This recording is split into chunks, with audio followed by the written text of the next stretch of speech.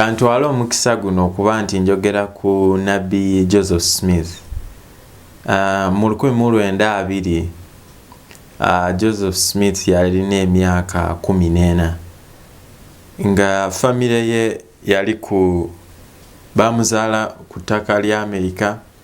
Famire ye baali nga bakristaayo, naye yali mu kiseera nga ensomesa y'enjiri waliwo kanisa nyingi, so nga ebintu ebisinga abantu beebuuza kanisa zijemba ngendamu nga bwe kiri essaawa zino nti olina abaprotestant, abakatholiki, olina bano Seventh-day born again, zonna kanisa nti tulina kintu kimu, tugamba fenna tusinza Mukama Katonda. Wekiri kituufu, naye nti ekisingayo bukulu tulina okumanya nti walina obeerawo engeri ya fenna nti etugatta nga abakristaayo, nti kanisa zino zonna tezigenda tuzzaayo eri Mukama Katonda, kubanga kanisa ezimu ziriwo kukola ssente, ziriwo kusomesaako ebyo ebintu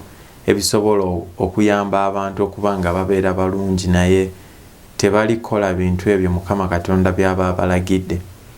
So Joseph Smith yali mu kiseera bwe kityo nga kyoyinza okwesangamu, nga kineesangamu, nti amadiini gano gonna gakwetoolodde. So kyeyasalawo kwe kuddira Bayibuli n'asoma. Yali asoma James mu chapter esooka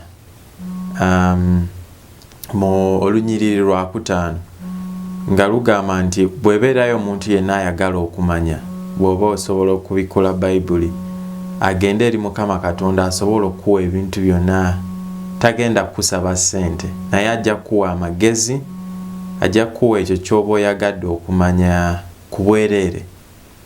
So bw'amala osoma olunyiriri olwo, yasalawo n'asaba, era nti mu 1800 bino byonna abaminsani basobola okusomesa n'omanya, oba basobola okufuna ebitabo n'omanya ekyatuukawo. Naye bw'aba agenze okusaba, olunaku olwo lwali lukulu nnyo nti Mukama Katonda ne Yesu Kristo nzikiriza nti baalabikirwa Joseph Smith, era nti bamala omulabikirirwa bamugamba kyaki zonna ezaaliwo tewaali kyaki entuufu yonna, naye nti baali bagenda muyita ng'ekiseera kituuse okubanga akomyawo kyaki Yesu Kristo gye yali atandiiseewo ng'ali mu Israeli.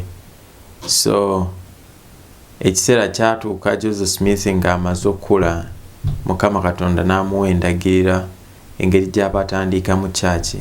Awo kyaki eya Latter-day Saints bwetandikira.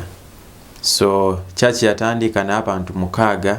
Saawa zino kyaki erimu mu nsi yonna erina miliyoni nga 15 genda mu maaso, naye ng'abantu bonna ekitugatta kiri kimu nti tukkiririza nti Joseph Smith yayitibwa Mukama Katonda okuba nti akomyawo kyaki ye ne gospel at large, nti eno enjiri bwe tuba tuweyongedde okugisoma munda mu yo tusobola okumanya nti twetaaga nabbi, era nabbi oyo Katonda gwe yayita okomyawo kyaki ye entuufu ye Joseph Smith.